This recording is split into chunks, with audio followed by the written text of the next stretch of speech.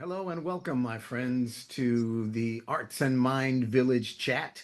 I'm Fred Johnson, artist in residence and community engagement specialist at the Straz Center for the Performing Arts here in Tampa, Florida, and also just honored to be one of the co-hosts for this wonderful conversation that is going on now for its fifth season. So we are so excited. And we have had amazing and continue to have an amazing collaboration with Johns Hopkins University, the International Arts and Mind Lab. And I will first welcome our co-host, Karen Alexander. And Karen is the Director of Education and Outreach for the Arts and Mind Lab and has been my co-host on many of these. And we are really, really excited to continue our journey together. So, Karen, welcome into our Arts and Mind Village chat. Good morning. So happy to be here again. Looking forward to the conversation. We are excited to have a conversation today that has been kind of um, what's the word? It's been floating around in many conversations as you know, we here at the Straz Center and also at Johns Hopkins and with our larger arts and health initiative at the Straz Center have many colleagues representing the many genre of art or artistic expression and creativity as pathways for health and well-being, for empowering individuals, for empowering communities. And we've talked a lot about performing arts. And one of the art forms that we've spoken about that we're excited to really more deeply understand and enter into is the world of visual arts. And so our conversation today is going to be about visual thinking strategies. And we have two great colleagues and friends and experts in this area. And so it's a real honor to introduce Miss Kim Macquarie. Kim is the Director of Education and the co-director of innovative labs at the Dali Museum in St. Petersburg, Florida. Kim has also, for a long time, been a collaborator. The Dali Museum has been a collaborator with us here at the Straz Center in our arts and health initiatives. So, Kim, it's a really a great honor to have you with us today. Welcome to the conversation. Thank you, Fred. I'm super excited. Love visual thinking strategies and can't wait to dig in. Thank you.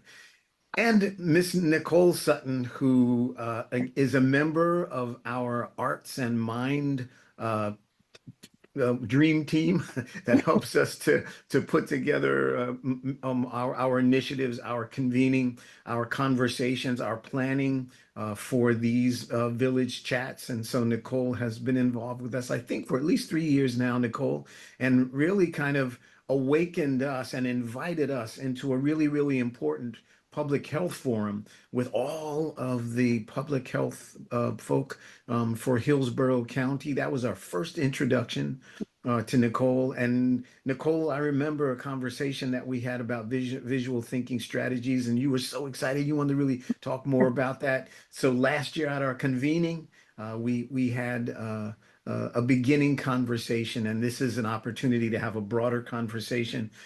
So welcome, Miss Nicole Sutton, who is a public health professional, but way more than that. So Nicole, thank you so much for being here with us. Welcome. Thank you. Thank you so much for having me, Fred. Good.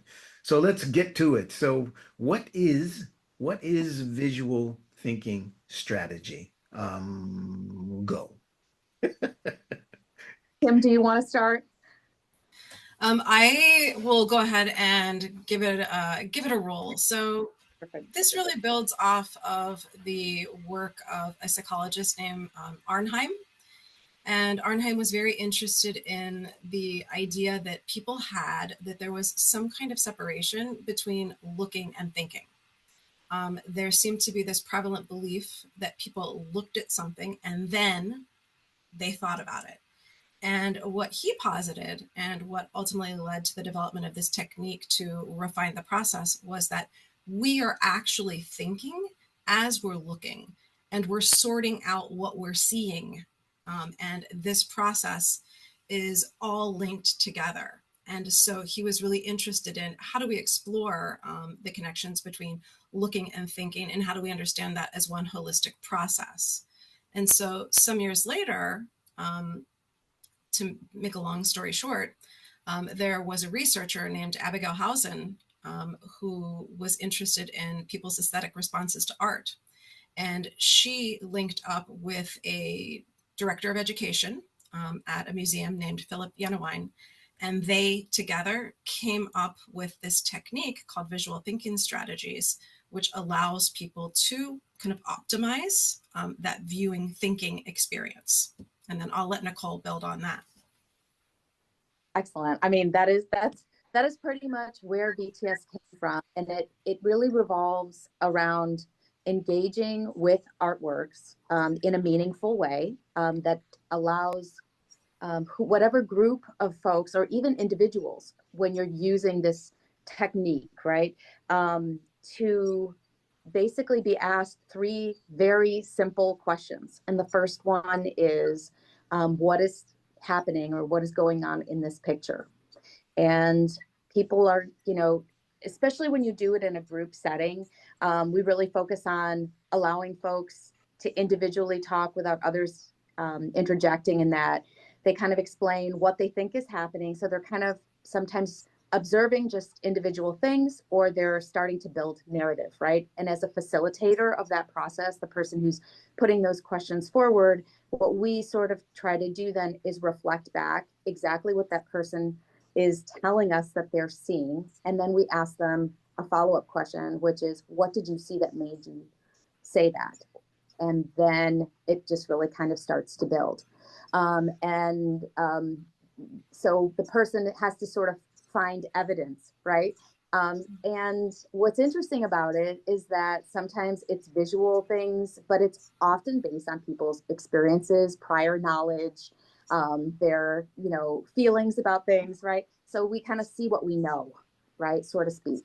And so that comes, they'll answer that question, and then we'll say, what more can we find? And so it really opens up things for other people to either build on what the person, has already shared, or to offer an alternative to it. And so it really creates this incredible sort of space. It's really not a conversation, but it's kind of a co-creative space where people are building narrative, building meaning or finding meaning, sharing that, communicating that, actively listening to one another, responding to that. And it's extremely powerful. And I had the experience as a student, as a graduate student at USF. And I had that experience. And after that, I just decided that I really wanted to pursue this because I think it has tremendous, not that I think, I know, because there is evidence of the power of it when it comes to preparing people who work in different areas of the health field. So that's what I did, and I became a facilitator of VTS.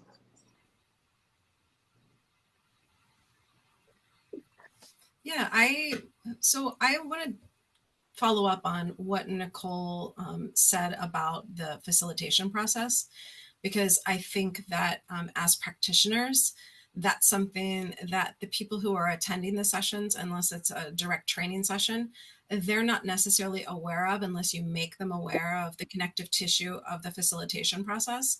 So one of the really important things is thinking about the three questions and the way that the facilitator then responds to those who are engaging in this co-creative dialogue, which I love, the way Nicole is framing that. So the first question, what's going on in this picture? A lot of times, if you leave people to their own devices, they're more likely to ask the question, what do you see? And what happens with that is that you'll often get a kind of disconnected laundry list of all the objects that are in a work. Whereas when you say, what's going on in this picture, it's already pushing people to what we want to do naturally. And that is, we're always creating narratives, right? Like our brain, what its main goal is to make sense of the world. And one of the ways that we make sense of the world is we take in data and we connect it to what we understand, which is based on our own experiences.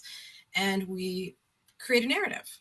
And what's going on in this picture, what it does is that surfaces what's already naturally happening in our brains and kind of forces us to then voice that narrative so we can get it out there, so we can then start to talk about it. And then the second question, as Nicole suggested, when you say, what do you see that makes you say the figures are dancing? Or what do you say that makes you think this is a hierarchical relationship? For example, what you're then doing is you're forcing them back to observation. And yes, in part it's to do evidence, but one of the things that I love about that move is it's also an amazing way to keep people tolerating ambiguity. We're so eager. There's a model called the ladder of inference. And we're so eager to climb up the ladder of inference as fast as we can. Yeah, from observation to belief. And anybody who's ever received a mildly ambiguous text or email from a spouse, a partner, or a boss, and then they jumped to the worst possible interpretation, knows how fast you can move up the ladder of inference. And saying, what do you see that makes you say that, keeps people lower and helps them tolerate ambiguity and leave space.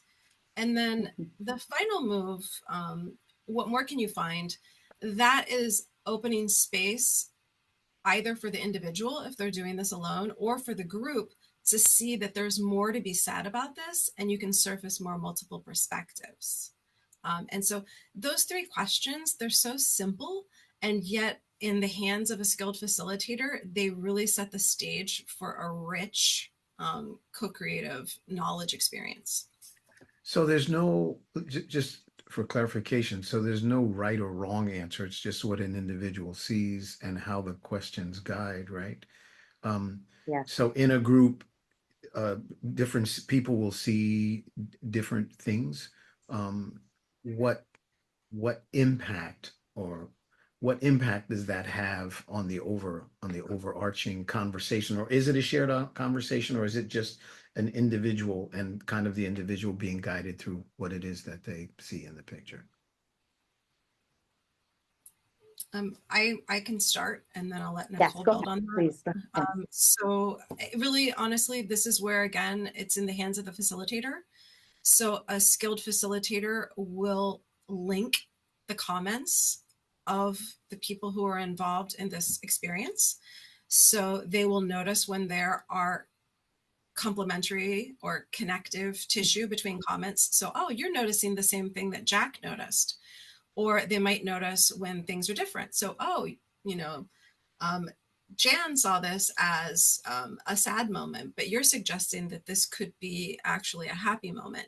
And so you're creating that. And then in addition to that, one thing I loved that Nicole said earlier was the fact that we're all coming to this from different perspectives. A facilitator will also frame the comments of the people who are speaking. And so they will say things like, oh, so you're noticing the social context of this picture. Right. And you're thinking that these people might belong to a certain social class, or you're noticing the relationship between the characters, and you're wondering if this could be a marital relationship. And so you're really surfacing those filters that we're all looking through. So yeah, I'm sure Nicole has a lot more to add on that. I mean, I think you captured it. It's the unique thing is that you can use the same artwork with 20 different groups, and you will have 20 completely different conversations and unique. You'll hear so many unique perspectives, and just the dynamics of what happens in that space again is very powerful, because sometimes there are people that know each other well. And then there are times when you're facilitating people who don't know each other at all. So people are it kind of turns it around, right? I think usually when we think about, especially like visual art, right? There's like the artist who created to communicate something, and then there's the receiver of the message. And this takes that receiver of the message and really puts them, engages them to find meaning. and to share that, to actually find a way to explain difficult concepts, right? Or difficult things that we don't do every single day. And then be able to speak about it and explain it. And others are practicing really active listening and then reacting or responding to that, right? So it's, I mean, I think I'm just trying to think what else to kind of say. It seems so simple, but I think once you have the experience with it, like as a participant, you can sort of see just the possibilities, right? Because it does allow someone to reflect on their own, because they're listening to themselves, right? A lot of times they're seeing something and thinking out loud, and then you're helping them to sort of unpack, right, why they think they see what they see and what that means, right? Or so they're learning, it's like self-awareness, but at the same time others are also listening, and so there's also kind of a social awareness that is also can be, right, like can be gained from participating in this. And I think that that's from a perspective of thinking, through like as a public health professional, person, that we're always like thinking about how we want to improve our practice and our interactions with people. This is a really powerful way of building that active listening, that self-awareness, social awareness, the reality, like Kim said, that there is often more than one answer or more than one meaning, depending on our experiences. And so that is very important for working with people. Beautiful, beautiful. So Karen, in an earlier conversation, you had indicated that you guys had utilized the visual thinking strategy. Did you see some of these outcomes? What was the experience that you all had? Yeah, I was sharing. So here at Johns Hopkins, there's a psychiatrist named Dr. Meg Chisholm, and she has been trained in VTS, and she uses it extensively within the medical school. So she has an elective course for third and fourth year medical students where she actually does it from our local museum, the Baltimore Museum of Art. And I was able to attend one of the sessions. And she has published research that I think Nicole and Kim were both referencing, this type of work where she's seen improvement in perspective taking, empathy, and also helping medical students process their own emotions more effectively through self-reports. And then we were teaching an undergraduate course in the neuroscience department at Hopkins last fall, and she came in and did a guest lecture where she led our class through the experience, and these were younger students, still undergraduates. And it was very interesting to me to have those two perspectives because she used the same painting coincidentally, and so I got to literally experience the same session twice, and it was incredibly different. Of course, so both of you were referencing it really depends on individual perspective. But as we went through the process both times, I saw the kinds of progress that you two were describing, where students were reflecting and the importance of letting the students speak without commenting. And that was hard for our undergraduates, where they wanted to chime in as soon as someone was sharing what they were seeing. And so Dr. Chisholm has done this a lot, has trained with Phil Yenawine. So she was very good at kind of making sure that the process went with fidelity to the model. And I found it fascinating because I was even remembering when my friends were in med school, there were no opportunities like that. And I know that Hopkins is not the only school that's doing that. So it's been really exciting to get to know Dr. Chisholm and see her work in person. And I certainly think there was a lot of joy in both the sessions as well, because the students were doing something that they don't usually get to do in class. So I have a couple of questions. Kim, both you and Nicole, you guys both kind of mentioned sort of life experience thing and how that could affect what you see. I'm wondering from an overarching arts and health thing, how do I ask this question? So, a young person who has, or an individual who, for instance, has never seen a Dali painting, right? Um, but has seen the painting of another artist, right? Let's say, I'm going to use Zulu as an example just because he's one of our colleagues and he does beautiful murals on walls, right? Um, and some of those murals are like, in my neighborhood. So, I mean, so if an individual has one frame of reference of what art is, right? And then is introduced to another style, if you will, or another, does that, how does that factor in? I guess my question is, how could we with, how could, how could we with intentionality um, introduce different well, let me just ask the first question. Kim, first you. Does does it matter what the artwork is? I mean, will that in one way or another influence how a person will initially approach seeing it? And does that have an effect upon visual thinking? Yeah, so I think that there's two parts to this answer. And I think the first one goes back to the visual thinking strategies practitioner. And yes, the selection of the artwork is very important. There's actually a lot written about that.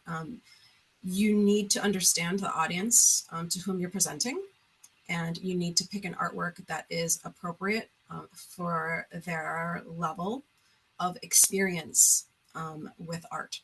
With art? So you are not going to pick a work that is overly complex or overly determined in terms of its meaning for a beginning audience, because you're really trying to set people up for success.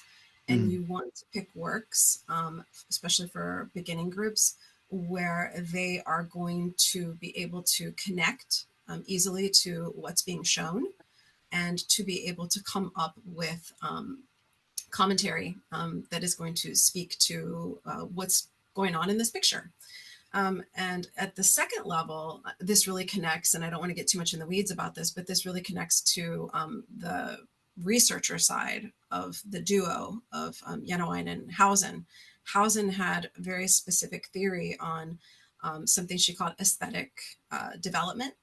And she believed that people had different stages of aesthetic development. And that would start with stage one, where people would just have very kind of like personal, idiosyncratic relations to works. So they might see somebody in a painting and like, oh, that reminds me of my cousin Fred. Um, mhm, mhm, and because Fred's like this, the person in the painting's like this. mhm. Up to people who are more like you're speaking about, who might have more art historical experience, for example. And then those types of viewers tend to want to uh, make that information that they have about the style or the artist history the determiner of like all the meaning that's happening in the painting. And then on up to, stage five, where this is a viewer who's had long experience looking at the same works over and over again, and they've developed this really deep personal relationship where it's like that loop back and forth between them and the work. Mhm. Good. Nicole, you a comment about that? I mean, I think everything that was just shared, it's right on point. And I would say when it comes to, so there's kind of like two terms, right? We talk about visual literacy. So, and that's the ability to see something and under like find meaning right in it.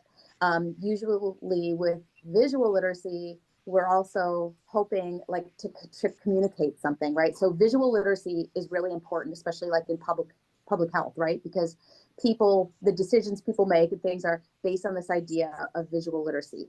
Aesthetic development is like kind of other level where you are, as Kim said, you're kind of going through a process where, like she said, there's kind of like someone who views something just very simply. We see this often like when you do VTS with children, because That is, it's used extensively in education to engage young people in critical thinking, to engage like with art and history and all these things too, right? But over time, what happens with aesthetic development is it becomes like something that's very strong, and you express it, you experience it with everything. And so that kind of final stage of what Dr. Abigail Housen saw with aesthetic development is this: people begin to kind of build, like she said, a relationship with an artwork. And sometimes people don't get that, who aren't experienced yet in viewing art, or they, I think a lot of times too, there's all these barriers that we have. It's like, well, I don't really understand art. I'm not an artist. I don't, Right. but actually everyone has the capacity to engage with art, to gain from it, right? Something to experience, right? Themselves, to experience many different things, to learn. And so, and to really also, it's something that is enjoyable, right? And so I think that's another aspect of VTS, is that it can make viewing art and even learning about art more enjoyable. What people get from the experience, they tend to remember, because they're also connecting their own knowledge to it. And over time, that's where these kind of stages of aesthetic development happen, when people engage sort of over and over in art, viewing art, thinking about art, finding the meaning in what is there for themselves. So I hope that makes sense, but Yes. it's really envisioned that over time, if we engage this meaningfully in the way that we're, when people come to view art, to be in art museums or spaces, that we could use this in education and all these ways, we're actually really strengthening not only someone's visual literacy, but we're giving them something that then is sort of like very deeply embedded as a lens in the way that they see things and understand things, and Yeah. ultimately interact and think, right? And that Yeah. can really impact professionally, right? The work that we do, the way that we interact in our communities, all of that. Yeah, no, absolutely. I think one of the things that I heard that feels really, really powerfully important is the fact that we can each see the same thing and see something different in it. And that's okay, that there's not a right or a wrong. It doesn't have to be a right or a wrong. And that in how many instances in our lives do we actually have shared experiences, but perceive them in different ways based upon what our need is, or you know what I mean, where we are. That's really, really interesting. That's really powerful. And then I love the uh, possibility of introducing people to new aesthetic levels or new levels of understanding, because I do think there's a lot of, I've heard from people, their perceived ideas that, well, I just don't know art. I don't know the art. That's not my thing. I don't paint. I don't know art. But there are doorways to really awaken people to understand the value um, of the value in the viewing and the value in the shared conversation. I think that's really great, because in sort of the national and international arts and health conversation, this is another way to identify perceived barriers that are only barriers because I love the ladder of inference. I mean, like, we're really quick to climb the ladder, you know what I mean? Like, even in my anticipation of this conversation, I was like, oh, wait, no, this is no, no, no, this is something different. I can understand this in another way. And that's really, really important. And I think, I mean, all three of you have eloquently described the journey. Um, on generally from an arts and health standpoint of view, what do you see in that overarching conversation? Because as you all know, in my engagement with the science and research community, one of the big questions is, well, how do they connect? How do these various art forms connect? I mean, there's individual work on music and dance and theater and visual arts and literature. How do they connect? In that bigger question of what are some of the real advantages in this sort of thread of health and well-being generally for the public, Nicole, how would you describe that? What's the advantage, the real advantage in introducing visual thinking strategy into this conversation? I mean, I think it's another like modality, right, of the work that we're doing. It because certainly aesthetic development doesn't just hinge on visual art, like artworks, right? It also can be applied to dance. It can be applied to the meaning that we take away when we see, other forms of art, right? Like being performed. And so I think it is about perception. It is about experience. And also I think the thing that all of like VTS, one of the things that I think is very powerful about it is that it it has someone in a situation where they I'm trying to think of like again a good way of saying it. They're in a situation where they are asked to engage, right? And to like meaningfully connect. And it makes you feel, right? It creates emotions. And as human beings, we know that when we have an emotion about something or we're connected to something in that way, we it's what helps to shape our values, our thoughts, our intentions. And so I think that is VTS brings that, as well as all of the other things that we look to and engage with when it comes to art, arts and health. Hmm. Beautiful. Kim, your thoughts about that? Yeah, I work a lot with different constituencies here in the museum, and I work a lot through the innovation labs, especially with teams of people who work together. And I teach a lot on creative thinking, creative problem solving, but I use VTS quite frequently because one of the things that's really important for a team that wants to be high functioning is to open a space where everyone feels comfortable sharing their thoughts and their ideas as they contribute to something. And one of the aspects that we haven't touched on in the facilitation of visual thinking strategies is beyond the questions, there's how you respond to the people who are giving their observations. And that is you use conditional language. So someone says, oh, these people are dancing. And you, as the facilitator, you say, oh, so you're noticing the figures in this painting and you're thinking about their action and you're thinking they could be dancing. What do you see that makes you say they're dancing? So you don't say they are dancing, you say they could be dancing, or they might be dancing, or they possibly are dancing. Um, and by making it conditional, you are leaving that space open for everyone else in that moment to contribute something. And that can become a really valuable template for the work of a team so that in other kinds of interactions, that same kind of behavior gets modeled. Think about a typical meeting where you go in and, 80% of the talking is done by 20% of the people. Mm. And the one person on the team who is always the idea person, they say something, and maybe the person leading the meeting is like, yes, that's an amazing idea. And then everyone else who might have thought differently or who might have had a different way of seeing it feels shut down. And they're Mm. like, well, I don't even know why I came to this meeting. And, I'm certainly not going to contribute what I have to say now because you've already said that this is the idea.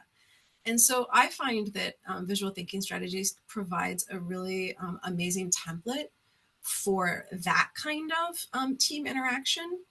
And it also allows, in the managerial sense, for people to also think when they kind of flick off these observations, like so-and-so is disengaged. And I'm like, well, what do you see that makes you say that so-and-so is disengaged? And really forcing them back to kind of their own observation. So I found it really helpful in both of those ways in a very different Mm. environment than Nicole's. Wow, that's great. That's fantastic. Yeah. And we have used it like that too. And sometimes we'll say we're doing it like as team building, right? Because people are having this shared experience. And just like you said, it is, I mean, I feel like there's an inclusiveness, right, that gives space for voice, gives, you know, the ability for folks to all kind of be on the same, I hate to say it like this, but kind of that same level, right? We're going to listen to each other, we're going to respect each other, and we're going to have this time. Right. That's awesome. Which is so fundamentally important in our ability to just be with each other and make stuff happen together. You know, that's very true. That's very true. Interestingly enough, this is really my first opportunity to formally understand visual thinking strategy, but I think my inclination as an artist to try to include the audience as much as I can Mm. um, is sort of an inner desire for me to want everyone to feel that they're a participant, you know, that they're, you know what I mean, that they're not just sitting there saying, well, of course he can do that because, you know, he's skilled or he's an artist, but the more that we can do together, you know, and I find that the energy shifts and that there's a whole nother level. And then in having conversations after that with people, I've had people come up to me and say, wow, you know, I don't really consider myself a singer, but you know, that felt good to be able to do that. And I actually hit a few good notes. So I mean, I think it's that inclusion thing, right? So that at the very least, we make the rungs on the ladder maybe a little smaller, so you had to think more every time you take a step to make sure that that's really, really great. That's really, really great. Well, this is wonderful just to have the sort of the formal art application along with ways that it can just really, really empower populations and empower situations along the way, which is so very, very important. Karen, are you at you guys at Johns Hopkins thinking about including visual thinking strategy a bit more, or is it becoming one of the threads in the tapestry of what's being shared? Yeah, that's a great question. I can't speak for Johns Hopkins Medicine as a whole, but I know that Dr. Chisholm has pretty much transformed into this VTS evangelist. She's been Hmm. articles. She also directs a program called the Paul McHugh Program for Human Flourishing. And so she sees deep connection between using VTS as a way, again, with healthcare providers to help them see patients as whole people. And you know, so much of what medical professionals are trained to do is look at a list of symptoms and say, well, what does that add up to, right? And there isn't often a lot of time to pay Hmm. attention to the bigger picture. But she feels so, of course, no one's going through a VTS session while they're in the patient's room. But as Kim and Nicole were reflecting, the more that you practice this kind of thinking and this kind of perspective taking, I think the more intuitive it becomes. And so the hope is that as we train doctors and nurses in this method, they will bring some of those skills with them to the bedside as well. And of course, it's self-selecting. It's not required. No medical student has to take this course. I mean, I think there is aspiration to incorporate it more thoroughly into the curriculum at the nursing school as well as the medical school. Um, but she, you know, in addition to doing her scientific survey, she also just does an evaluation of the course every semester. And people really have a lot of positive things to say about how it benefit them even outside of the classroom when they were feeling stressed or anxious about a specific responsibility or project, that they were able to take a pause, because it really does encourage you to pause frequently during the VTS process. So she said that was one of those kind of unexpected benefits for her students.